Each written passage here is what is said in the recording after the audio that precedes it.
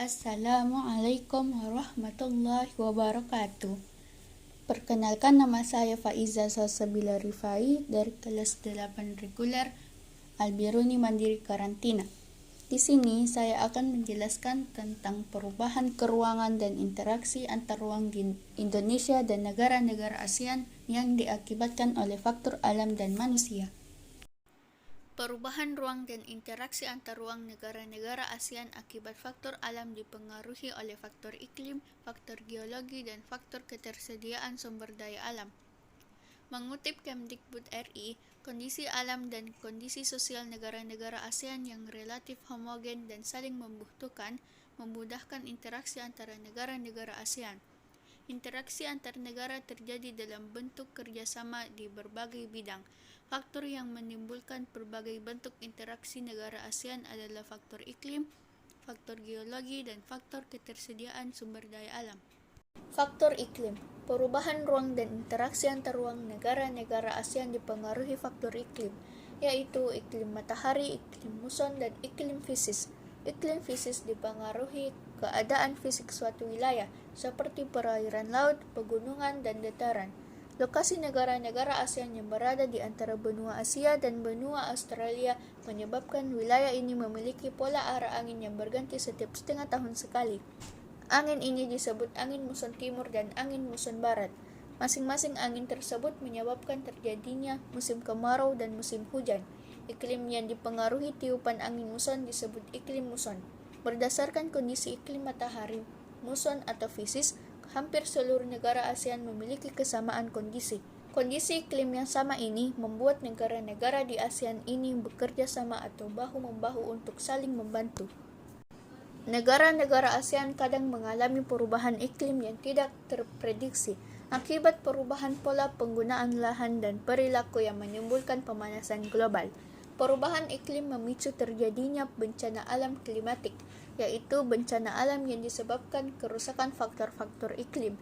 Sebagai upaya menanggulangi bencana di kawasan Asia Tenggara, ASEAN melakukan kerjasama antar negara anggotanya. Contoh kerjasama ASEAN menanggulangi bencana klimatik adalah saat kebakaran hutan hebat di Sumatera pada 2015. Malaysia dan Singapura atas nama ASEAN memberikan pinjaman pesawat pemadam kebakaran. Indonesia dan beberapa negara ASEAN lain membantu Filipina yang mengalami bencana badai Haiyan pada 2014. Faktor geologi. Berdasarkan faktor geologi seperti kondisi tanah dan batuan penyusunnya di bumi, negara-negara ASEAN berada di daerah tumbukan antar lempeng. Lempeng di wilayah negara-negara ASEAN antara lain lempeng India Australia, lempeng Sunda, bagian dari lempeng Eurasia, lempeng Filipina, dan lempeng Pasifik. Tumbukan lempeng identik dengan kemunculan gunung berapi. Rangkaian gunung di kawasan negara-negara ASEAN dikenal dengan Sirkum Pasifik dan Sirkum Mediterania. Pergerakan lempeng yang bertumbukan mengakibatkan terjadinya bencana geologi seperti gempa bumi. Bila tumbukan lempeng terjadi di laut atau memengaruhi pergerakan gelombang laut, gempa bumi dapat menimbulkan bencana tsunami. Sekitar 4 dari 11 negara ASEAN, yaitu Indonesia, Malaysia, Thailand, dan Myanmar, pernah mengalami gempa yang memakan banyak korban jiwa. Sebagian besar korban akibat tsunami yang terjadi setelah gempa. Korban tsunami yang menggemparkan dunia terjadi di Indonesia, yaitu tsunami di Aceh pada 2006.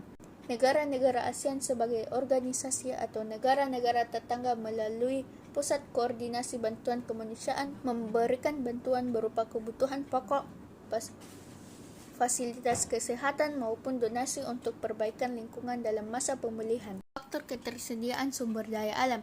Hampir semua negara-negara ASEAN memiliki sumber daya alam berupa barang tambang, kecuali Singapura.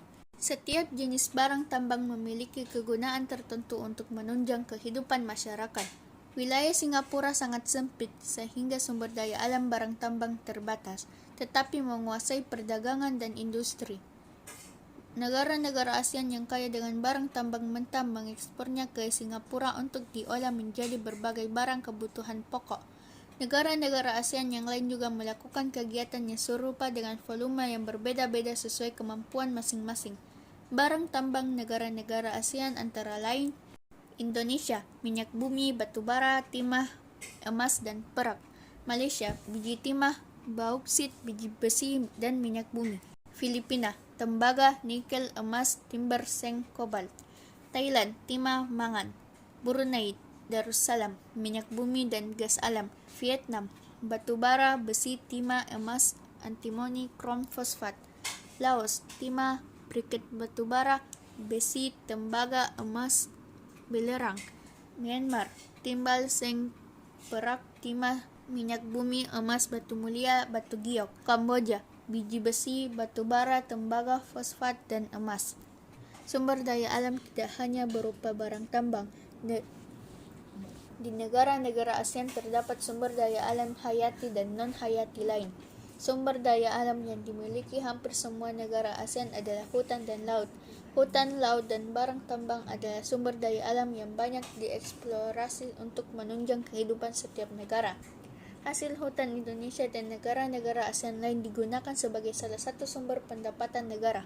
Tujuan ekspornya adalah ke negara-negara industri, seperti Singapura. Indonesia memiliki hutan paling luas di antara negara ASEAN yang lain. Tetapi kerusakan hutan atau deforestasi di Indonesia juga paling tinggi di antara negara-negara ASEAN lainnya. Perairan laut di kawasan negara-negara ASEAN banyak dieksplorasi untuk menghasilkan devisa atau pendapatan negara.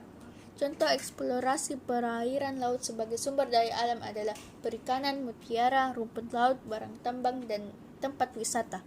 Tidak semua sumber daya yang diperlukan suatu negara tersedia di negara tersebut. Maka, untuk memenuhi kebutuhannya, negara-negara anggota ASEAN melakukan pertukaran sumber daya alam dalam kegiatan jual-beli.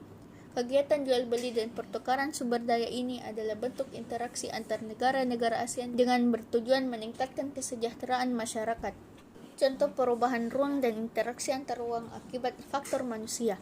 Pertama, objek wisata tebing breksi yang berada di Dusun Groyogan, Kecamatan Prambanan, Kabupaten Sleman, Daerah Istimewa Yogyakarta. Contoh ini merupakan perubahan ruang yang terjadi akibat faktor kegiatan ekonomi yang dilakukan oleh manusia. Tebing ini dijadikan objek wisata sampai akhirnya terpaksa dihentikan oleh pemerintah karena ternyata tempat itu merupakan sebuah situs gunung purba. Nomor 2. Pembangunan Jembatan Suramadu.